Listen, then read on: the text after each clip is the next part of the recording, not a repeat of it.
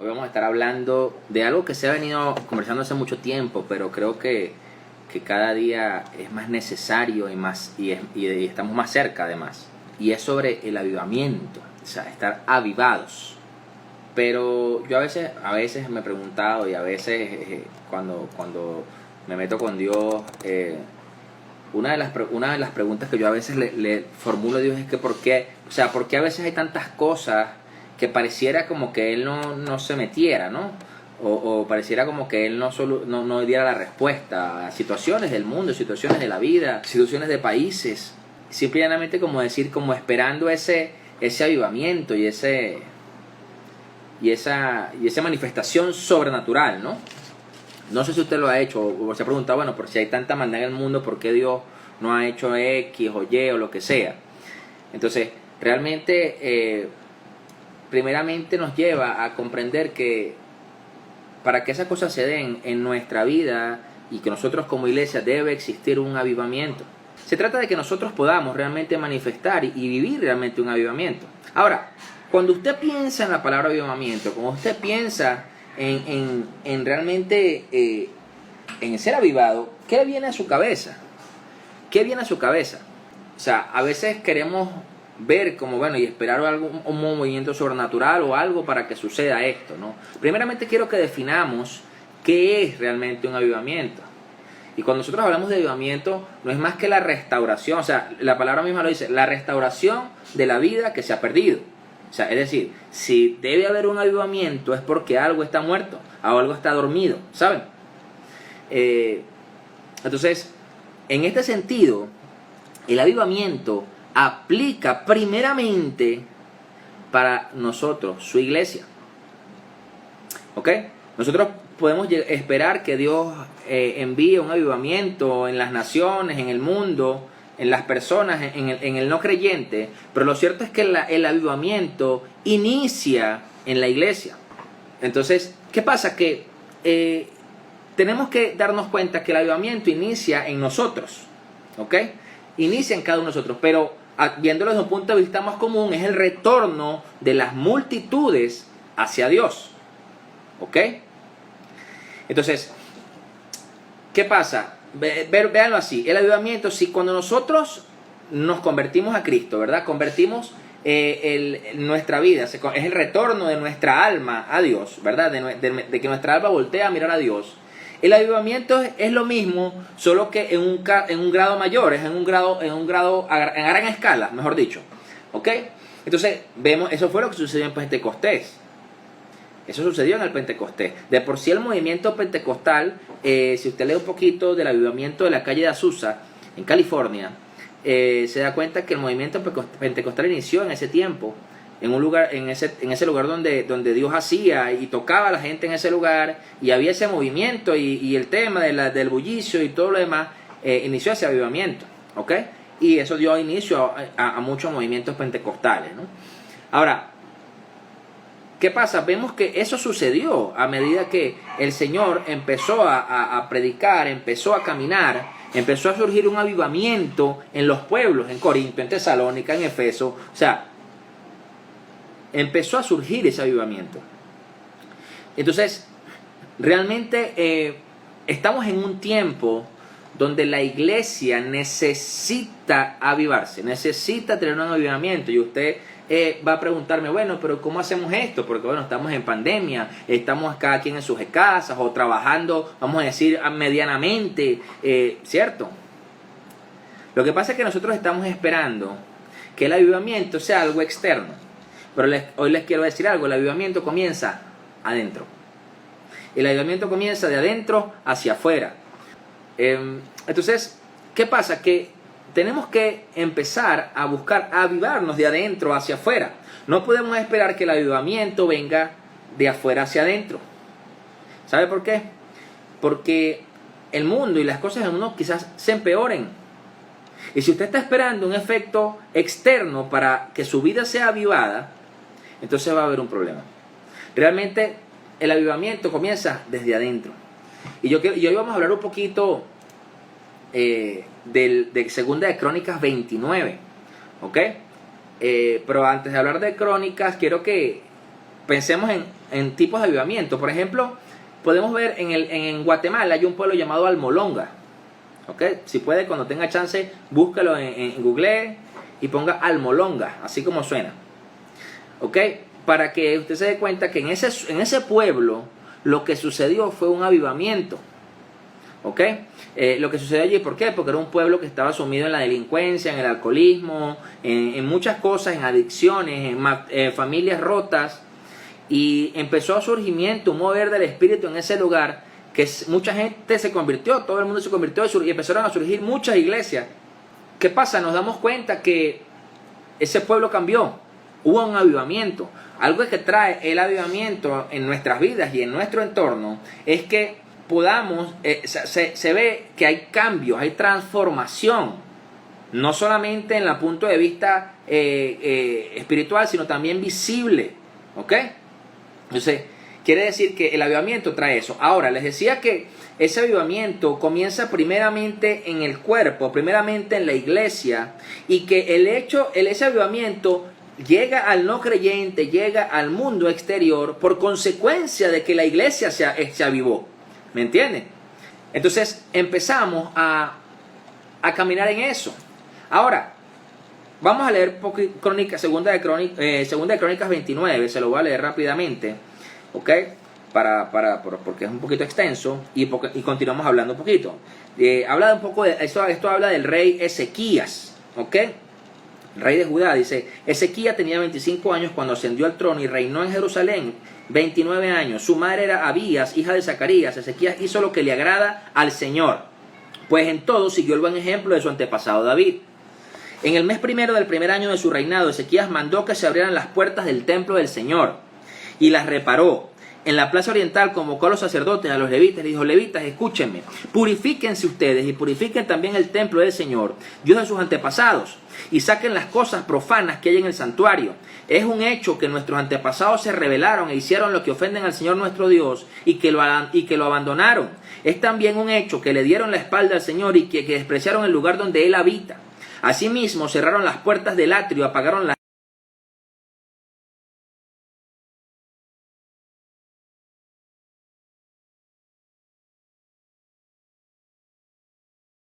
pueden verlo ahora con sus propios ojos. Por eso nuestros antepasados murieron a filo de espada y nuestros hijos, nuestras hijas y nuestras mujeres fueron llevados al cautiverio. Yo me propongo ahora hacer un pacto con el Señor, Dios de Israel, para que retire de nosotros su ardiente ira. Así que, hijos míos, no sean negligentes, pues el Señor los ha escogido a ustedes para que estén en su presencia y le sirvan y sean sus ministros y le quemen incienso. Estos son los levitas que se dispusieron a trabajar, de los descendientes de Coat, Mahat, hijo de Amasai, Joel, hijo de Azarías, de los descendientes de Merari, Kis, hijo de Abdi, Azarías, hijo de Yalelel, de los descendientes, a veces voy a adelantar un poquito porque son de los levitas que sirvieron, ¿ok? Dice, estos reunieron a sus parientes, se purificaron y entraron en el templo del Señor para purificarlo, cumpliendo así la orden del rey según las palabras del Señor. Después los sacerdotes entraron al interior del templo del Señor para purificarlo. Sacaron al atrio del templo todos los objetos paganos que encontraron allí, y los levitas los recogieron y los arrojaron al arroyo de Cedrón. Ya voy a explicarles eso. Comenzaron a purificar el templo, y el primer día del mes primero y al octavo día ya habían llegado al pórtico del templo para completar la purificación. Emplearon otros 8 días de modo que terminaron el día 16 del mes primero. Más tarde se presentaron ante el rey Ezequías y le dijeron: ya hemos purificado el templo del Señor, el altar de los holocaustos con sus utensilios y la mesa para el pan de la presencia con sus utensilios. Además hemos reparado y purificado todos los utensilios que en su rebeldía el rey Acaz profanó durante su reinado, y los hemos puesto ante el altar del Señor. El rey Ezequías se levantó muy de mañana, reunió a los jefes de la ciudad y se fue con ellos al templo del Señor. Llevaron 7 bueyos, 7 carneros y 7 corderos. Además, como ofrenda por el pecado del reino del santuario de Judá, llevaron 7 machos cabríos. El rey ordenó a los sacerdotes descendientes de Aarón que los ofrecieran en holocausto sobre el altar del Señor. Los sacerdotes mataron a los toros, recogieron la sangre y la rociaron sobre el altar. Luego mataron los carneros y rociaron la sangre sobre el altar. Después mataron a los corderos y rociaron la sangre sobre el altar. Finalmente, a los machos cabríos de la ofrenda por el pecado los llevaron y los colocaron delante del rey de la asamblea para que pusiera las manos sobre ellos. Luego los mataron y rociaron la sangre sobre el altar como una ofrenda por el pecado de todo Israel, pues él el rey había ordenado que el holocausto y el sacrificio por el pecado se ofreciera por todo Israel. Ezequías instaló también a los levitas en el templo del Señor con músicas de címbalos, arpas y liras, tal como lo habían ordenado David, Natán el profeta y Gad, el vidente del rey.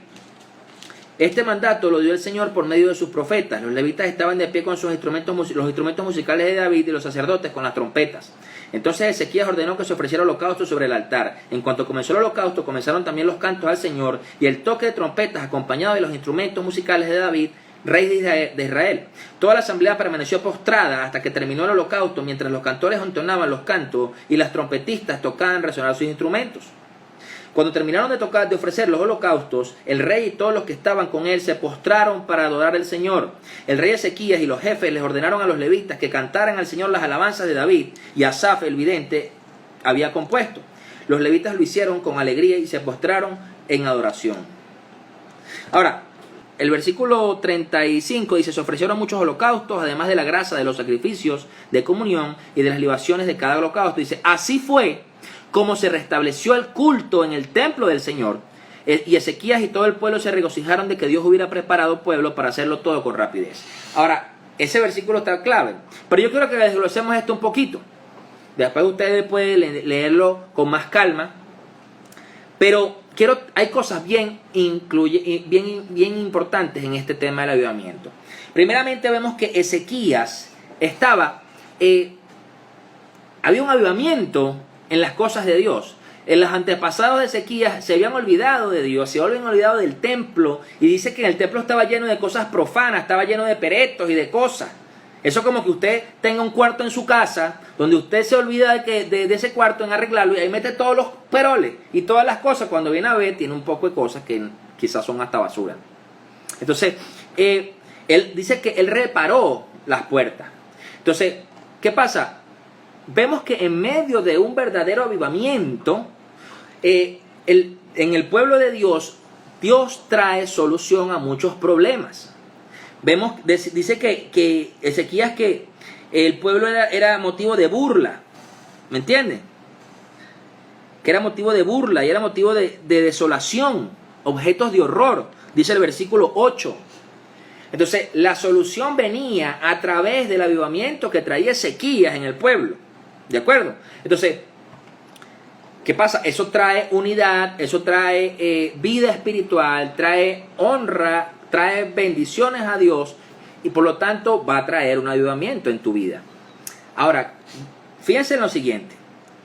Cuando nosotros pensamos en el templo, fíjense que ella dice que primero él restauró las puertas, dice: Ezequías mandó que se abrieran las puertas del templo del Señor y las reparó. La palabra enseña más adelante que tú y yo somos templo y morada del Espíritu Santo. Ahora, cuando nosotros estamos adormecidos, cuando estamos sin realmente un fuego del Espíritu en nuestra vida, es como que tuviéramos las puertas del templo cerradas, ¿saben? Entonces, ¿qué hizo Ezequías? Abrió las puertas del templo. Mandó abrir las puertas y reparó la puerta. Entonces, ¿qué pasa? Mandó a purificar el templo. Le dijo a los levitas: purifíquense y purifiquen el templo. Entonces, saquen las cosas profanas que hay en el santuario. ¿Qué son las cosas profanas? Todo lo que sea contrario a Dios, toda la anatema, todas las cosas que ofendan al Señor, quizás haya en nuestro corazón, que quizás haya en nuestros pensamientos. Entonces, por lo tanto, empezar a sacar las cosas del templo quiere decir que tenemos que empezar a sacar las cosas de nuestro corazón, limpiar el templo, santificarnos nosotros y nuestro templo para que realmente pueda existir un avivamiento. Entonces,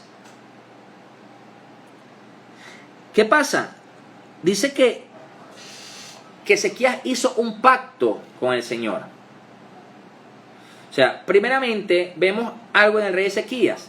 Vemos la obediencia en adquirir la actitud de siervo. Es decir, en el versículo, dice que el 2, Ezequías hizo lo que agrada al Señor, pues en todo siguió el buen ejemplo de su antepasado David. Quiere decir que adquirió una actitud de siervo. ¿Me entiendes? Entonces, Por eso dice que hizo lo correcto ante el Señor. Entonces, hizo reconocer que había una dependencia plena de Dios y lo puso en primer lugar, cosas que no habían hecho los reyes anteriores. Una de las cosas que necesitamos para avivarnos como iglesia es reconocer la dependencia de Dios y la necesidad de Dios en cada una de nuestras vidas, en nuestra nación, en nuestra familia. Entonces, por eso, cuando abres la puerta del templo, estás reconociendo esa necesidad de Dios. ¿De acuerdo? Entonces, y dice que fue en el mes primero del primer año de su reinado. O sea, fue lo primero que hizo cuando gobernó. No es que él dijo, bueno, vamos a resolver unas guerras que tengo ahí con otros pueblos, o vamos a ver para que el pueblo esté contento y vamos a hacer unos centros comerciales aquí. Bueno, si existieron los centros comerciales en esa época, ¿no?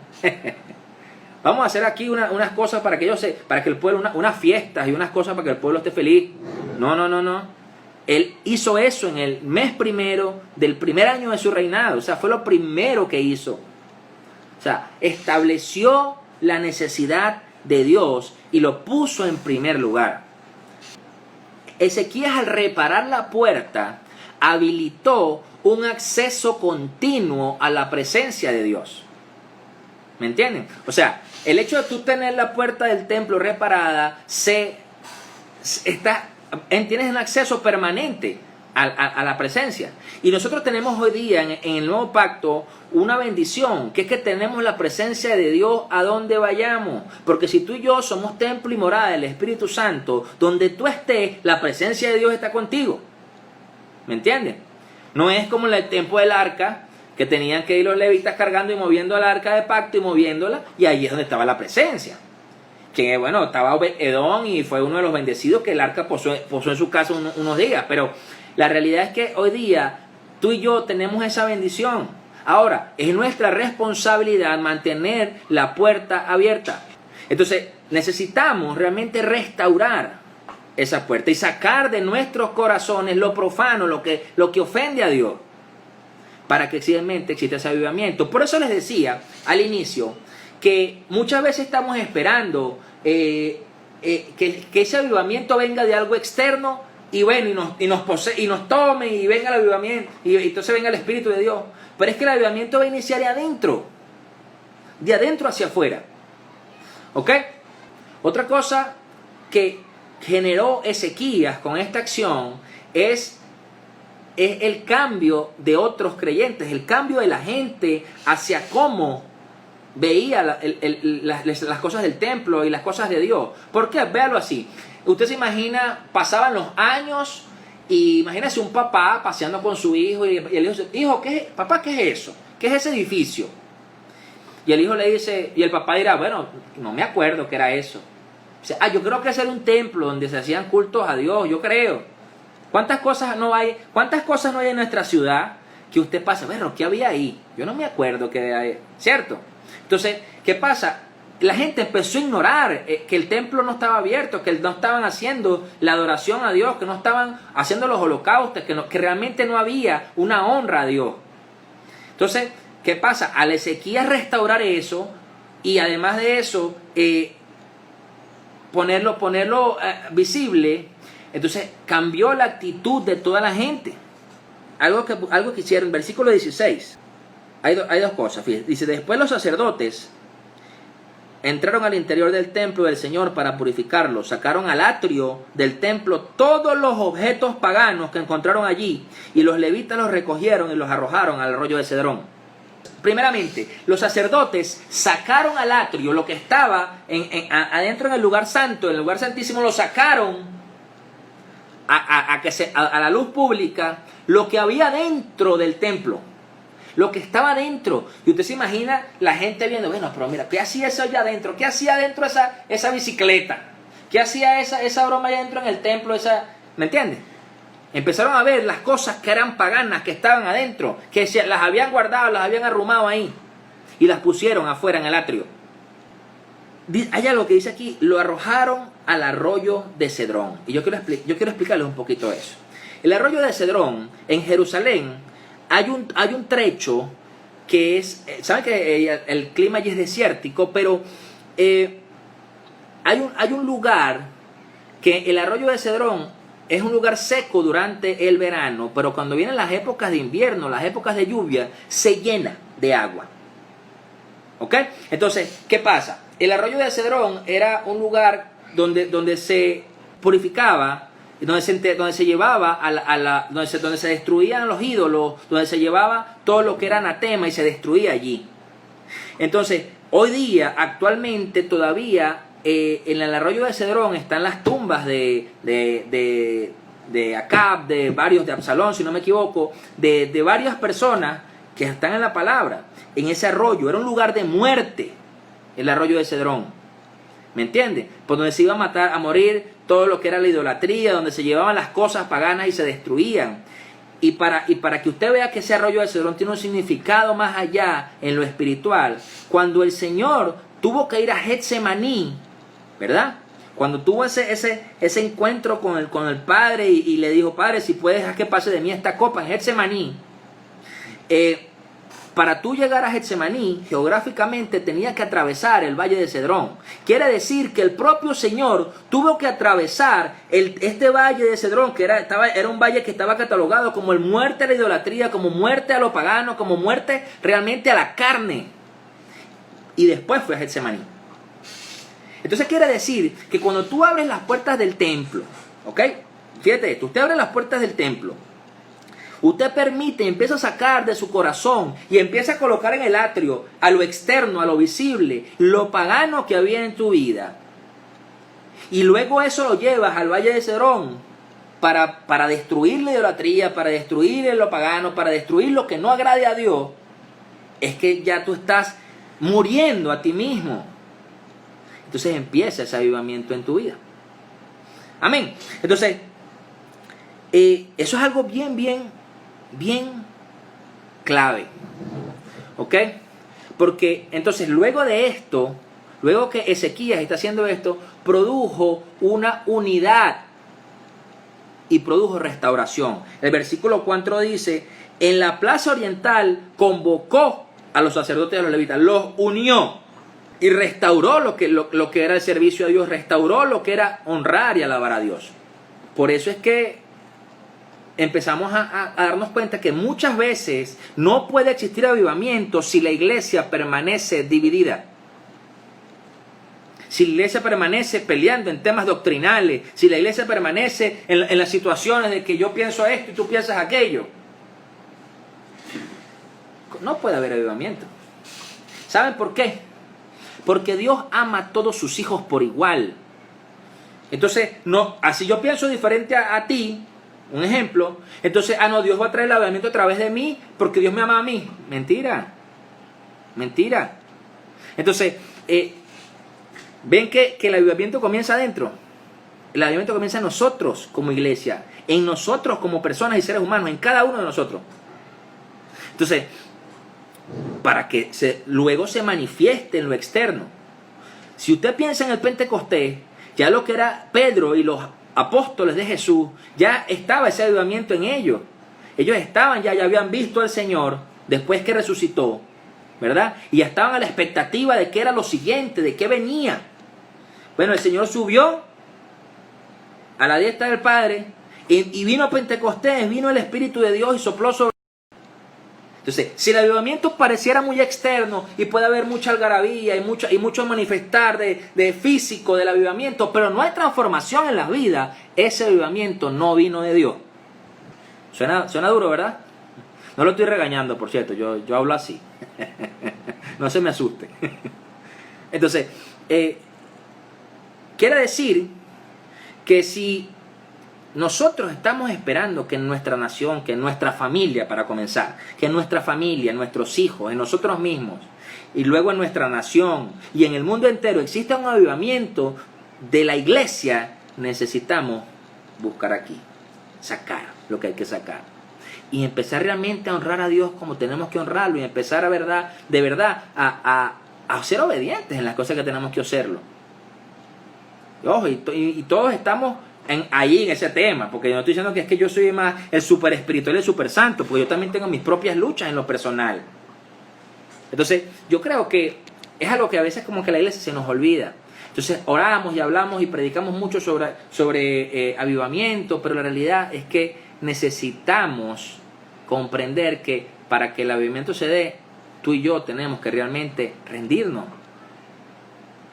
Fíjense, en el versículo 10 dice: yo me propongo ahora hacer un pacto con el Señor, Dios de Israel, para que retire de nosotros su ardiente ira.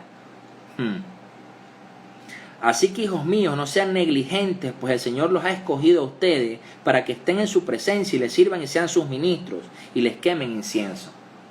¿Cuál es el pacto que estaba haciendo Ezequías con Dios?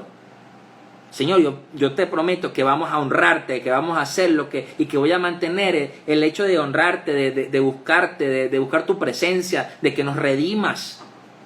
Creo que ahí se trata ya, bueno, yo voy a hacer un pacto. Señor, ayúdame, yo te prometo que yo voy a dejar de pensar lo malo, te prometo que voy a sacar de mi corazón lo que no te agrade, que voy a trabajar en eso. Lo que pasa es que nosotros muchas veces estamos esperando, ay Señor, quítame lo malo, pero no hacemos nada.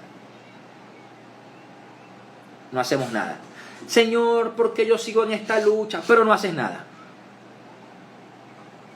Ezequías tuvo que hacer.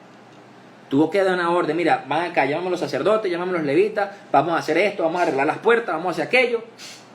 Quiere decir que tiene que ser intencional. Para que eso se dé en tu vida debe ser intencional. Si tú estás esperando que sea algo, que venga un ángel flotando y te diga que puede hacerlo, ojo, Dios puede hacerlo así, pero si tú estás esperando eso, bueno, a lo mejor esperaste que tengas 80 años. Entonces, la cuestión está en que tú tienes que hazlo. Si tú en realidad en tu día necesitas más de Dios, repara las puertas. Y ten un acceso permanente con Él. Entonces, por eso les digo que a veces el avivamiento va más allá de una sensación de alegría, de unidad y de adoración que se da en un momento en particular, como en un momento de éxtasis. Eso mucha gente lo cataloga como avivamiento, pero el avivamiento real trae transformación en el espíritu. ¿Qué pasa? Cuando nosotros entendemos y reconocemos la necesidad de un avivamiento, primeramente estamos teniendo la humildad de reconocer que hay algo que está en nosotros adormecido, de que hay algo que ha estado muerto quizás. Entonces, ¿qué pasa? Es la necesidad del hombre y de la iglesia de cumplir los propósitos del corazón de Dios. Eso es el avivamiento. Entonces, no los propósitos. ¿Qué pasa? Necesitamos un avivamiento. Entonces, ¿y por qué necesitamos ese avivamiento? Necesitamos volver a la pasión por Dios y a las palabras de Dios, en vez de depender de ideas o de pensamientos o de experiencias que podamos vivir. Porque resulta que si usted cree en el Señor y usted cree en la palabra de Dios, usted sabe que los tiempos se acortan y que Cristo viene pronto y que mucha gente necesita conocer a Cristo. ¿Que suena cliché? Sí, suena cliché, pero eso no quiere decir que no sea. Entonces, tenemos que procurar que ese avivamiento. Y en la palabra enseña que en el fin de los tiempos el amor de muchos se enfriará. ¿Y sabe por qué se va a enfriar? Porque simple y llanamente estaba adormecido. Simple y llanamente estaba caminando por inercia, pero no estaba avivado. Entonces, si usted se encuentra avivado, usted no va a ser uno de esos que se enfríe. Usted va a ser caliente o frío, pero preferiblemente caliente, porque la palabra enseña que el Señor dice que por tanto eres tibio, ni eres ni frío ni caliente, te vomitaré de mi boca. Entonces, y no lo digo, y no es por juicio, sino simple y llanamente para entender que a pesar de cómo está el mundo, cuando venga Cristo, cuando venga la verdad de Cristo, que no sabemos cuándo será, si será ahorita, que será dentro de 50 años, si será dentro de 100 años, no lo sabemos aún, pero los tiempos están tan próximos porque las señales están dadas. entonces usted va a estar preparado para esa situación y usted va a estar realmente avivado y va a ayudar quizás a quien se encuentre apagado. ¿Ok? Cuando nosotros caemos en ese letargo, en ese adormecimiento que les estoy mencionando, eso no es más que el resultado de un proceso, eso no se dio de la noche a la mañana. ¿Ok? Así como el pecado. El pecado no se da de la noche a la mañana. El pecado es un paso, cada día un paso. Un paso, un paso, un paso. ¿Me entiendes? Entonces, hasta que finalmente se consume el pecado. En el adormecimiento es igual. O sea, comienza un proceso de descuido, despreocupación, no nutrirse de la palabra. Es más, la persona va perdiendo fuerza hasta que se siente lento. Véalo así.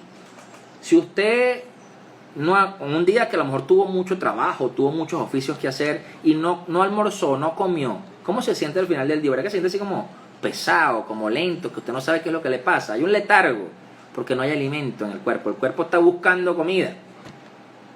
A lo mejor los que estamos un poquito más gorditos, el cuerpo va agarrando grasa, pero los que no, entonces te sientes como aletargado. Entonces necesitamos alimentarnos. Vemos que un virus puede afectarlo. Vemos que en este caso pandemia, COVID, que está viviendo ahorita el mundo, ¿quiénes son las personas que tienen un gran riesgo? Todos estamos en riesgo, pero ¿cuál persona? Las personas que tienen una enfermedad anterior de base, o que tienen un sistema inmune comprometido, que tienen las defensas bajas, pues. ¿Cierto? Que las defensas no van a poder combatir el virus. Entonces, es exactamente lo mismo en el espíritu. Si nosotros en el espíritu, cuando venga ese ataque en el espíritu, si tú tienes las defensas abajo porque no estás avivado, pelas gajo. ¿Ok? Ahora, les voy a dar una para que usted se evalúe, se autoevalúe. Fíjese, las personas que están adormecidas, dice, las dominan sus debilidades. Por ejemplo, para comenzar, siempre están luchando con sus debilidades. O sea, las debilidades siempre pueden más. ¿Ok? Y cada vez que caen en la debilidad, entonces se sienten terrible, viene el látigo y viene que soy malvado, que soy pecador y todo lo demás. Pero es porque siempre ceden ante las debilidades. ¿Ok? Los gustos, las pasiones. Es decir, te conviertes en una persona más tolerante con el pecado. ¿Ok? Segundo, cuando estamos adormecidos, dejamos de ver la vida como Dios la ve. O sea, queremos hacer que Dios entre en nuestros planes. O sea, que Dios encaje en los planes personales que tenemos. Y no al revés. En vez de hacer el esfuerzo en cambiar tus planes a los planes de Dios. ¿Me entienden? Entonces, cambian las prioridades también. O sea, cuando nosotros dejamos de ver la vida como Dios la ve, también cambian las prioridades. Por ejemplo, sabemos que cuando vemos la vida como Dios la ve, sabemos que primeramente es Dios. Segundo, nuestra familia. Tercero, todo seguro. O bueno, podríamos hacerlo así. Primeramente Dios. Segundamente Dios. Terceramente Dios. Cuarto, tu familia. Quinto, tu familia. Y después de todo lo demás. Trabajo, ministerio, dinero, lo que sea. Profesión. Entonces, ¿qué pasa? Que empezamos a ordenar la vida al revés. Cuando estamos adormecidos, nuestras prioridades empezamos a hacerlas al revés. Entonces ponemos a Dios de último. O sea, por ejemplo, si buscamos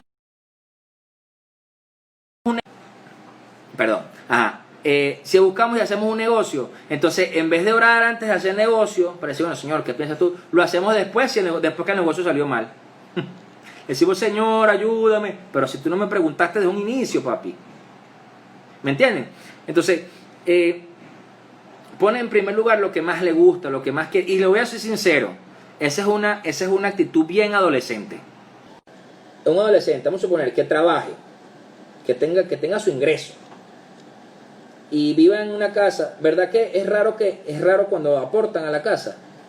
No digo que no lo hagan, hay muchos que lo hacen, pero cuando no lo hacen es porque está pensando en él. Se quiere comprar unos zapatos, un PlayStation, quiere salir de vacaciones, quiere comprarse un tapaboca nuevo, porque ahora eso es lo que hay que hacer, comprarse un tapaboca, no sé. Entonces nos damos cuenta que se convierte como en algo egoísta, ¿no? Otro tema, otra característica de la gente cuando está adormecida es que se convierte en personas religiosas. ¿Y a qué se refiere con personas religiosas? O sea, que tú estás contento con el Dios, estás contento con un Salvador, pero no lo tienes como Señor. Es decir, la máxima autoridad no es Dios. ¿Me entiendes? O sea, tienes rutinas en vez de desafíos, en vez de buscar a Dios realmente. Entonces haces oraciones por rutina, lees la palabra por rutina en vez de hacerla probablemente porque Dios te hable. O sea, empiezas a desarrollar tu vida en medio de esa rutina. Y además asistes al templo simplemente por asistir, cuando asistimos al templo, o te conectas simplemente por conectarte, en vez de realmente buscar a Dios para que te dé una palabra que te alimente y te pueda llevar realmente a transformar lo que tengas que transformar en tu vida. ¿Ok? Además de eso, participa en la Santa Cena, empieza a participar en la Santa Cena sin arrepentirse de verdad. Ya como ya es rutinario, ¿verdad? Es un culto y ya está. Ajá. O sea, es decir, leen la Biblia como si fuera el horóscopo. ¿Cómo lee la gente el horóscopo? Ay, vamos a ver qué me dice a mí. Capricornio. Te va a ir muy bien, te vas a encontrar al amor, ¿cierto? Eso es lo que dice el horóscopo cuando la gente lo busca. Entonces, la gente que se convierte en religiosa lee la Biblia como si fuera el horóscopo, buscando una palabra de bendición para su vida, algo que le diga cómo le va a ir hoy. Y más allá de realmente que sea Dios revelándose, o Dios iluminando su pensamiento en cómo vivir una vida conforme a Cristo. ¿Ok? Hay exhibición en vez de adoración. ¿Saben? Cuando ¿qué le decía Jesús a los fariseos? Le decía, hipócritas, nido de serpiente, tranquilito. Pero cuando viene el camarógrafo de la iglesia, ¿verdad? Con la cámara, que casi le va a pasar enfrente, entonces lo hace así y alza las manos y empiezan a llorar. Exhibición. Eso no es adoración, eso es exhibición. Te convertiste en religioso. Entonces tienen que ver qué tanto llora, qué tanto alzan las manos. Si pudieran volar, vuelan. O sea, en pocas palabras, en las oraciones, oran para impresionar a la gente. O sea, oran más que Jesús. O sea, oran más que Jesús. Entonces, realmente empezamos a ver las cosas como una obligación en vez de una devoción a Jesús, una devoción al Espíritu Santo. ¿Ok? Entonces, realmente crees que eso es lo que te va a dar lo que te va a dar la paz o el avivamiento, lo que sea, pero realmente no, estás adormecido. ¿Me entienden? Tenemos que anhelar vivir con la pasión por Dios para que realmente exista ese avivamiento en nosotros y en nuestras vidas. ¿Ok? Ahora, en la contraparte de este adormecimiento, ¿cómo reconocerlo? El problema está cuando no lo reconocemos y nos creemos. ¿Por qué hay un problema en el religioso? Porque el problema del religioso es que siempre cree que es santo y que no pasa nada y que bueno, que él es más ungido que los ungidos y que si deberían darle las alas de una vez. Entonces te das cuenta que eso te aleja realmente del avivamiento en Dios. Se quedó con un botín que Dios le dijo que no se quedara. Y cuando Dios envió a profeta a exhortarlo, le dijo, no, pero yo hice lo que Dios quiso. Yo hice lo que Dios me dijo, pero era mentira. No reconoció. En cambio, cuando David fue expuesto por profeta porque había mandado a matar al hombre para quedarse con su mujer, ¿verdad? Que eso Dios lo aborreció, Dios realmente eso le desagradó. Cuando fue profeta a exhortarlo, inmediatamente David reconoció su error. Inmediatamente se rasgó las vestiduras y le pidió, Dios, no te apartes de mí. De una vez. Ahí hay una diferencia en el religioso y en el que realmente busca un encuentro genuino con Dios. ¿Ok? Entonces, el segundo punto sería predicación relevante de la palabra. O sea, Dios envía un mensaje que no puede ser cambiado. El mensaje del Evangelio es un mensaje que no puede modificarse. Un mensaje de amor, sí, de esperanza, de salvación, pero también de juicio. Lo que pasa es que no nos gusta cuando nos hablan de juicio. Pero lo cierto está que cuando somos desobedientes, cuando somos personas que no nos gustan las cosas, hacer las cosas conforme a Dios, bueno, estamos siendo desobedientes, pues. Nos gusta el amor, nos gustan todos los beneficios de Dios, del amor y todas las cosas, pero las responsabilidades no. Por lo tanto, en las responsabilidades soy desobediente. Dice, si mi pueblo que lleva mi nombre se humilla y ora y me busca y abandona su mala conducta, yo lo escucharé desde el cielo, perdonaré su pecado y restauraré su tierra. Versículo 14. Segunda de Crónicas 7:14. Entonces, ¿qué pasa? Vemos que una de las cosas que necesitamos para el avivamiento es la humillación. La humillación propia. ¿Me entienden? Humillación delante de Dios. Reconocer. Separarte en tu corazón y en tu mente. Consagrar tu corazón y tu mente para Dios. Tu cuerpo. Entonces, ¿por qué? Porque buscas conocer mejor la voluntad de Dios. Entonces, buscamos la gracia, ¿no? Cuando usted le dice a alguien, ese desgraciado, ¿cierto? Simplemente que no tiene gracia. Entonces, tenemos que buscar consagrarnos para relacionarnos con el Padre, con la fuente del poder. Entonces, no podemos esperar un avivamiento si nada de eso se da. Además de esa consagración, después que nosotros reconocemos, tenemos búsqueda, es imprescindible tener esa determinación. Los cambios deben ser intencionales. Usted está esperando despertar sin las ganas de pecar, bueno, si le va a esperar sentado, bueno, va acostado, pues, si se está despertando. Entonces, ¿por qué? Porque usted y yo vivimos en un cuerpo físico, en una carne, que bueno, tienes que empezar a cambiar. Busca la intención de cambiar. Ay, es que no puedo dejar de fumar y tal. Bueno, deja de comprar cigarro. No, es que yo estoy tratando de dejar el cigarrillo, pero cada vez que sales, entonces vas para el kiosco o vas para la tienda y compras una caja de cigarro, un cartón de los grandes, por si acaso. Se los dice un exfumador. ¿Me entiendes? No, yo estoy tratando de dejar de fumar, entonces me voy a fumar media caja. Entonces compraba 2 media cajas, es lo mismo. Quieres realmente, tienes que realmente buscar que ese cambio sea intencional y que Dios te ayude y que Dios te dé sabiduría y te guíe. Lo que tenemos que aprender, amados, sobre el tema, este tema, que es un tema bien extenso, ¿no? Que para resumirlo es difícil, pero lo que más tenemos, una de las cosas que más tenemos que aprender es que realmente el avivamiento comienza en el interior. O sea, es que realmente el avivamiento, más que ser algo que nos influye desde afuera, es algo que nos influye desde adentro. Y no es más que Dios mismo. Porque si dice que somos templo y morada del Espíritu Santo, y nosotros estamos caminando en esto que les estoy diciendo, en poder ser una persona que reconoce la situación caótica, ser una persona que predica la palabra de Dios relevante, una persona que se humilla, una persona que se busca consagrar, una persona que busca cambiar. El avivamiento va a empezar en ti simplemente porque es algo natural, porque es algo que ya viene intrínseco en lo que Dios quiere hacer en tu vida. Entonces ahí empezaría el avivamiento, y eso empieza a manifestarse hacia los demás, hacia tu familia, hacia tu vecino, hacia tu comunidad, hacia tu iglesia, hacia tu nación. Viene el avivamiento. Pero mientras permanezcamos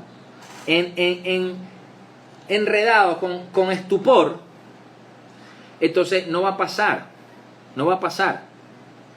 Y créanme, eso a mí como pastor y como cristiano, clamar, buscar de Dios para que la nación, para que nuestras vidas sean diferentes, para que sean acompañadas por Dios en todo momento. Entonces, esto es lo que quise compartir con ustedes hoy, porque es un tema que ha venido rondando en mi cabeza y en distintas cosas que he escuchado. Y les voy a decir una frase que escuché la iglesia siempre va a ser iglesia, porque Porque la iglesia no tiene una misión. Dice, es al revés. La misión, ¿cuál es la misión? Salvación, el amor de Cristo, restauración, edificación, ¿cierto? Esa es la misión, ir a ser discípulo. La misión tiene una iglesia, no al revés. Entonces, si usted en nuestra iglesia en Venezuela, estoy hablando de la iglesia en Venezuela, la iglesia de Cristo, amén. Padre, en el nombre poderoso de Jesús, nos colocamos delante de ti, Señor. Te pedimos, Padre Santo, que seas tú cada día de nuestras vidas, Señor. Que nos ayudes a hacer como hizo Ezequías, Señor. A poder restaurar las puertas del templo, Señor. Sacar lo profano de nuestros corazones, Señor. Que en el nombre poderoso de Jesús, Señor, podamos tener una relación y restaurar nuestra relación contigo, Señor. Que todo lo que haya estado dormido o moribundo, Señor, sea avivado por el poder del Espíritu Santo, Señor. Te pedimos, Rey, que en el poderoso nombre de Jesús nos llenes de palabra, nos llenes de unción, Señor. Que pongas en nosotros el querer como el hacer en todo, Señor. Que cada persona que nos firmes contigo, Rey, y que en este tiempo, Padre, de pandemia, Señor, seamos una iglesia avivada, a pesar, Señor, de que quizás estamos haciéndolo desde las casas, Señor, a pesar de que cada uno de nosotros, Señor, pueda estar con uno o dos hermanos, Señor, podamos ser uno solo contigo, Señor, porque tu palabra dice que donde están dos o tres reunidos, ahí tú estás en medio de ellos, Señor. Por eso, Padre Santo, nos colocamos delante de ti para que seas tú avivando nuestro corazón, nuestro primer amor, Señor, y que en el nombre de Jesús, Padre, podamos ver, Señor, cómo tú restauras nuestra nación, cómo tú restauras esta tierra y la sanas, Señor. Así lo creemos, Padre Santo. Llévate, Padre Santo, este virus que está matando a tanta gente, Señor. Que en el nombre de Jesús ten misericordia de cada persona que no te conoce, Señor. Que en el nombre de Jesús podamos seguir haciendo nuestro trabajo como iglesia. Pon siempre un hermano, una persona de fe al lado de esas personas que les pueda hablar de ti, Señor. Por eso bendecimos tu nombre, te damos toda la gloria y toda la honra y echamos fuera todo espíritu de venganza de nuestras vidas. En el nombre poderoso de Jesús. Amén y amén.